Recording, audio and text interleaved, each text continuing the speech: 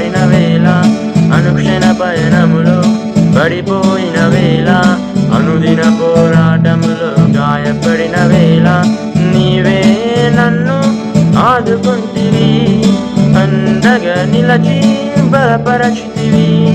నీవే నన్ను ఆదుకుంటివి, అండగా నిలచి బలపరచితివి.